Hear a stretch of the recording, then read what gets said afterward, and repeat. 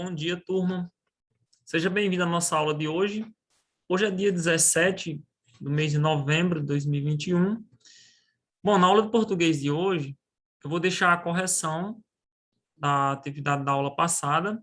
Aí vocês observam com calma, verifiquem quais questões vocês precisam aprimorar. Na sequência, nós iremos hoje trabalhar a seção reflexão sobre o uso da língua, que está lá na página 174 do livro. Ok? Então, nós iremos fazer uma retomada, né? Ao capítulo anterior, nós falamos lá sobre verbos, conceituamos, né, a classe dos verbos, as palavras que indicam ação, estado ou fenômeno da natureza. Conhecemos os tempos verbais, né? O presente, passado e futuro. E também falamos um pouquinho sobre os modos verbais, as flexões de modo, né? O modo indicativo, o imperativo e o subjuntivo.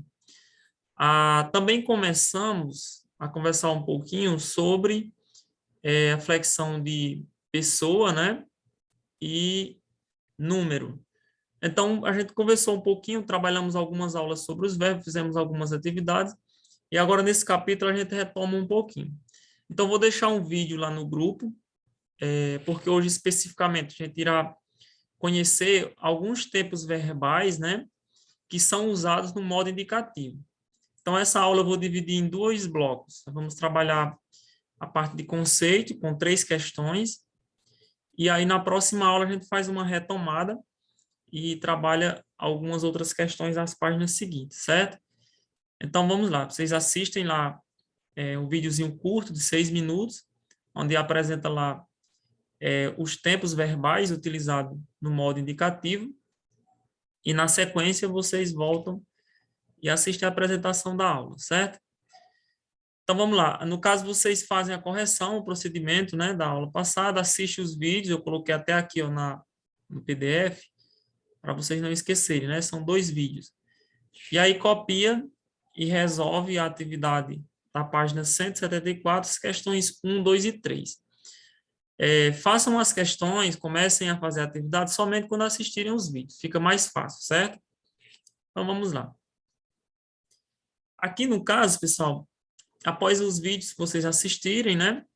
Vocês vão copiar com atenção, observar as palavras que estão em destaque, as palavras em negrito, observar os verbos, né? Em qual tempo eles estão sendo utilizados e qual é a sua função sintática, né? O que é que ele vai expressar, ok? Essa primeira questão aqui, a gente já trabalhou algumas questões bem parecidas, né? Por exemplo, leia o título da notícia e observe o verbo em destaque. Então, aqui, o Brasil tem 917 municípios em crise hídrica.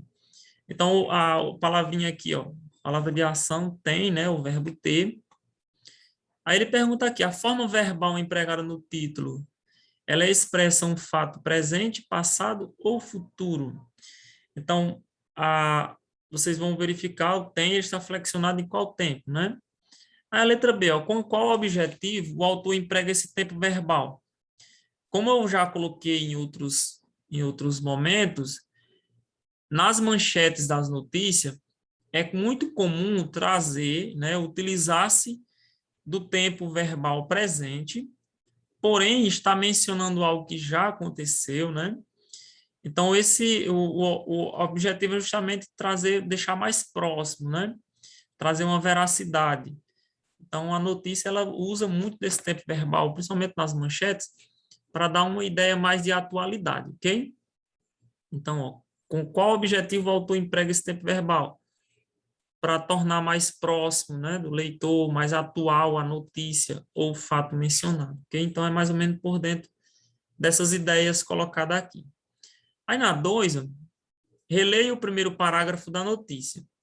O Brasil tem 917 municípios em crise hídrica, informou o ministro da Integração Nacional, Helder Barbalho, ao participar do 8º Fórum Mundial da Água. Esse número corresponde aos municípios que estão em situação de emergência por seca ou estiagem até 13 de março. Então, olha só, letra A. Transcreva os verbos que aparecem nesse trecho, agrupando em 2 colunas, conforme estejam conjugados no presente ou no passado. Então, o que é que ele quer aqui nessa letra A? Presta atenção. Vocês vão primeiro encontrar os verbos, né? Quantos verbos tem. E aí vocês colocam lá os verbos que estiver colocado no passado e os verbos que estiver sendo usado no presente, ok? Fazem 2 colunas. Vocês podem colocar no seu caderno mais ou menos assim. Presente, aí você descreve os verbos que estão no presente. Passado, descreve os verbos que estão no passado. Vamos aqui a um exemplo. Ó. Brasil tenha.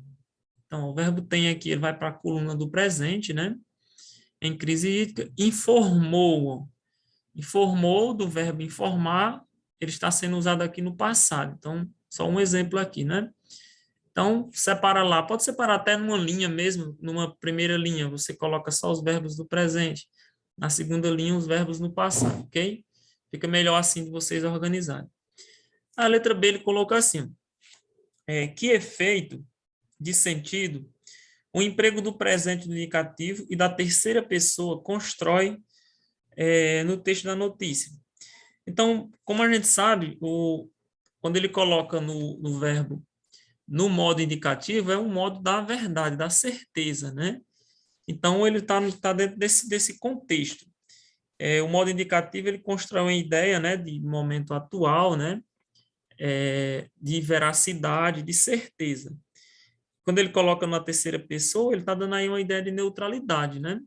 Como se fosse observando ou contando um fato mencionado ou visto por alguém, certo? Então, tem dentro dessa ideia aí. O efeito de sentido é justamente por isso. A ideia de verdade, né?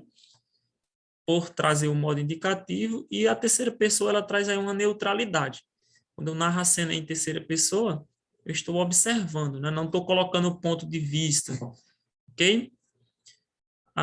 Então, olha só. Aqui abaixo, terceira questão. Os verbos sofrem variações de acordo com o tempo em que as ações acontecem, passado, presente e futuro. E conforme as pessoas do discurso, seria primeira, segunda ou terceira pessoa, né? As quais estão relacionadas. Observe a forma verbal em destaque na frase seguinte, extraída da notícia. O verbo aqui é temos, né? Temos aqui, nós observamos que ele está na primeira pessoa do plural. É tanto que eu posso usar aqui o pronome nós. Nós temos de identificar a cooperação entre os órgãos governamentais. Então, pessoal, nesse caso aqui, ele é diferente do trechinho aqui acima, né? Porque aqui ele usa a terceira pessoa. Então, informou. Quem informou? Ele.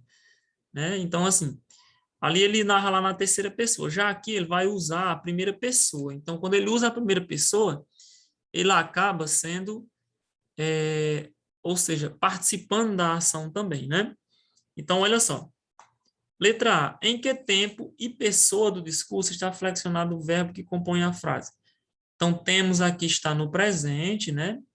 E a pessoa é primeira pessoa do plural, né? Aí, ó, nessa frase, a letra B, o emprego da primeira pessoa do plural, ele responde aqui a B, tá vendo? Pela pessoa que profere, mostra neutralidade ou parcialidade em relação ao fato ocorrido. Explique. Ó, galera, então assim, ó, neutralidade é se ele narrasse em terceira pessoa, como é o caso da questão 2, né? Aqui ele narra em primeira pessoa. Aliás, ele narra não, ele coloca-se, ele identifica-se, ele faz parte daquela ação. Então, ele traz aí uma ideia de parcialidade, ok? Então, vamos lá. No caso aí, vocês podem explicar que por trazer na primeira pessoa do plural, né?